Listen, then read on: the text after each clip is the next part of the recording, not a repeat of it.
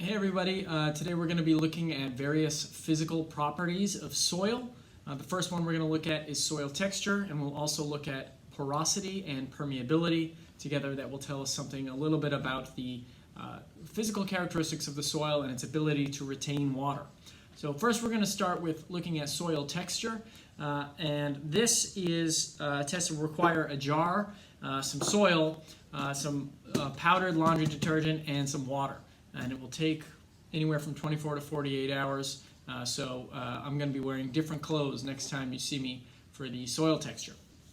So the first thing we're going to want to do is take our soil sample, and as you can see, it's got a lot of stuff in it that's not soil. So we need to sift all that out, go through it, and get out any large debris like rocks or leaves or twigs. So I'll do that now.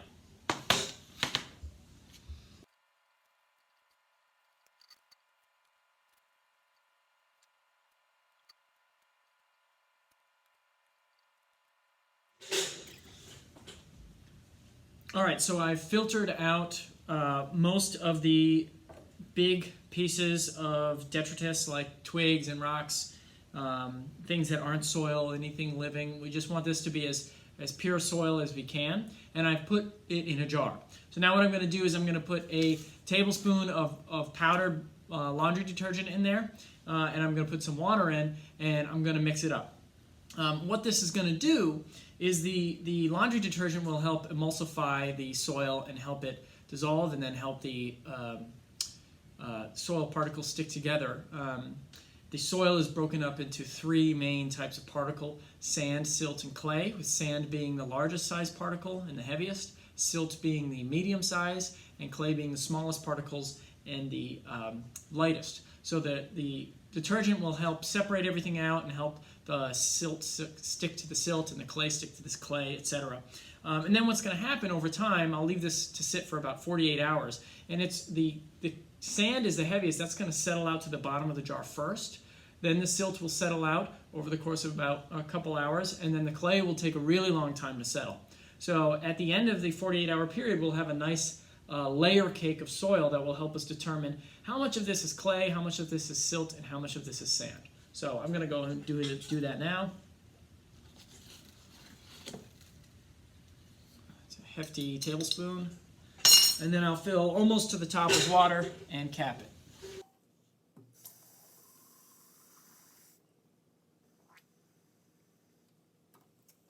Okay, lid goes on. And then I've got to shake this vigorously for a while, like 5 to 10 minutes. So see you then.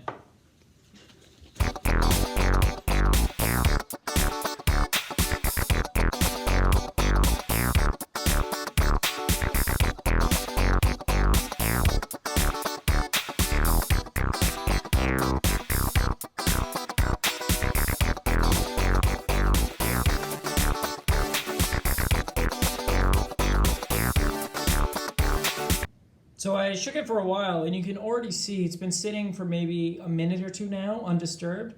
You can already see the layers start to form.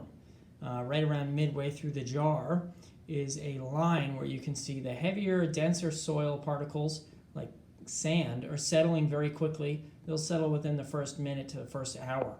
Shortly behind that, silt particles are going to settle in the first maybe 12 to 24 hours, and clay could take anywhere from 48 to 3 days. So we're going to wait a while for this to settle out. And in case you're wondering, I got this soil from up in the King Street campus in the woods. So it's not used for gardening or anything. It's just soil from the middle of the woods. So what I'm gonna do is I'm gonna let this sit over the next few days, and the next time we see each other, or at least in the video, I will check in after 3 days, and we'll see if we can see distinct layers of clay, silt, and sand.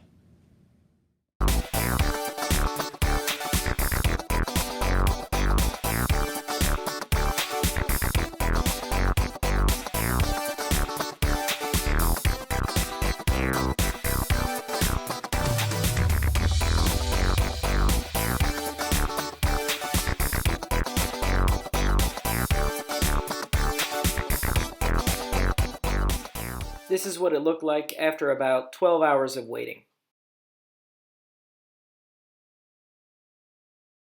Alright everybody, so this is the soil texture test after about 60 hours, so that's what, 2.5 days more or less.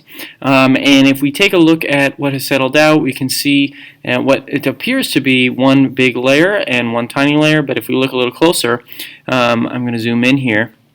You can actually see a bit of difference in the texture and color from down below compared to up here. You can see there are some like lighter brown colors here.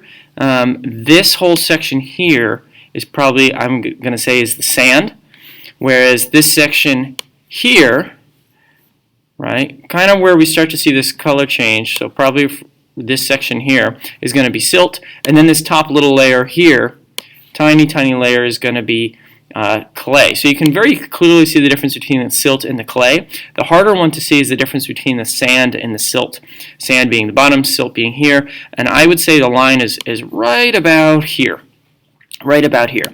So what you should do now is take a look at this meter stick here. I've got centimeters here, and measure the width of each layer. Okay, the sand, the silt, and the clay as best as you can, and use that to calculate the percentage of sand, the percentage of silt, and the percentage of clay within the soil sample.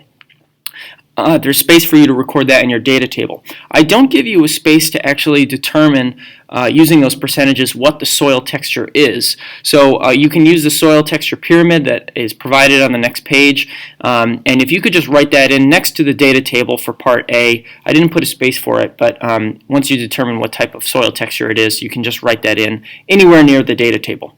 And that's going to be it for part A on soil texture. Up next for part B, we're going to look at soil porosity.